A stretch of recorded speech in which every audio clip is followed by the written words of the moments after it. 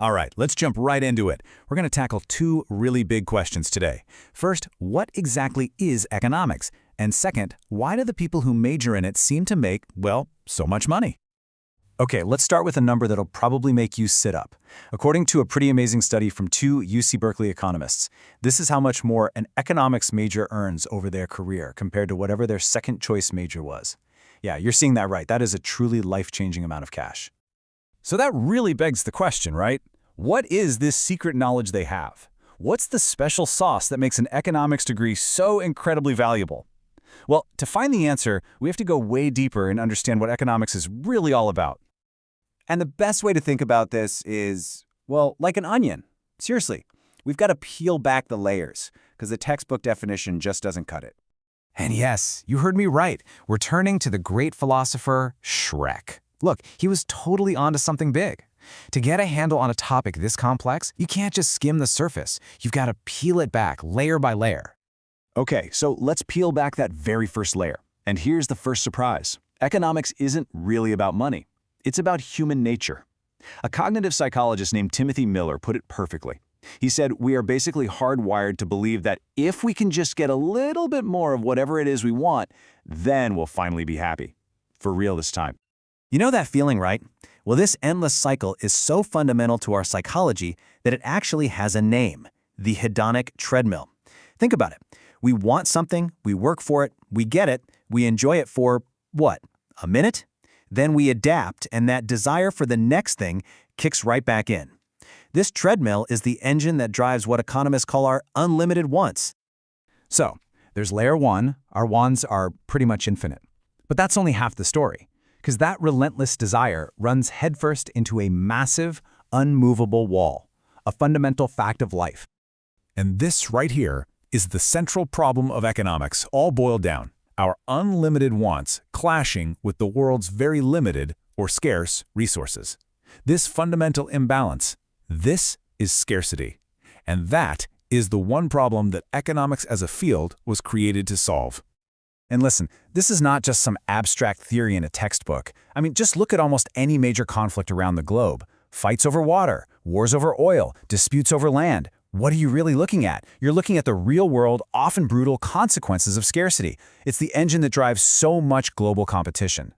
So if scarcity is this huge fundamental problem, what's the solution? Well, if we go all the way back to the 1770s, there's a Scottish professor, a guy named Adam Smith, and he proposes a totally revolutionary idea for how to manage all this and create wealth. He called it laissez-faire. It's French for basically let it be or leave it alone. And at the time, this idea was kind of crazy.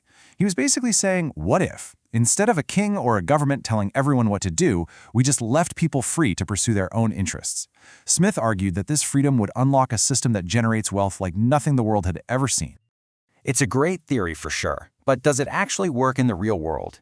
Is there any hard evidence that this market-based system is really better at creating wealth than anything else?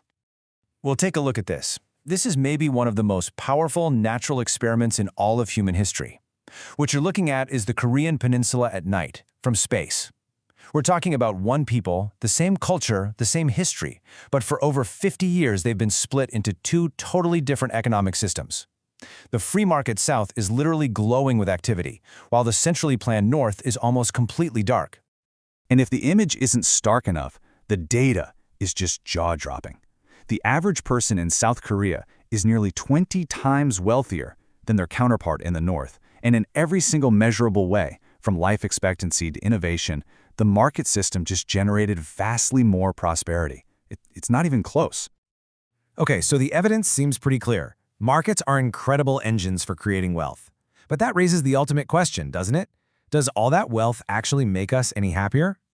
For a long time, economists pointed to something called the Easterlin paradox. What it found was that, yeah, rich people were happier than poor people at any given moment, but, and this is the weird part, entire countries didn't seem to get any happier as they got richer over time. It suggested there was this sort of happiness plateau. But more recent, more detailed research tells a completely different story. That old idea that happiness leveled off around, say, $75,000 a year, well, massive new studies show something else entirely. It turns out that both our overall life satisfaction and our daily well-being just keep climbing with income, well into the hundreds of thousands. There's no magic plateau. And this brings us right back to where we started. That extra $500,000 an econ major earns over their career isn't just numbers on a page. According to this new data, it actually puts them on a trajectory of steadily increasing well-being. So now we can peel back that final layer of the onion and put all the pieces together to solve our original mystery. So why do econ majors earn so much? It's because they're trained to understand the entire machine that drives our world, from the psychology of our endless desire to the fundamental problem of scarcity, and finally, to the market system that is history's most powerful engine for creating wealth. And that brings us back to that formal definition, which, hopefully, now carries a lot more weight. Economics is the science of using scarce resources to achieve the maximum satisfaction of our wants. You see, it's not just about money. It's the study of how humanity confronts its most fundamental problem. So, we've journeyed to the core of what drives us and what builds nations. The real question is, now that you understand the system, what are you going to do with that knowledge?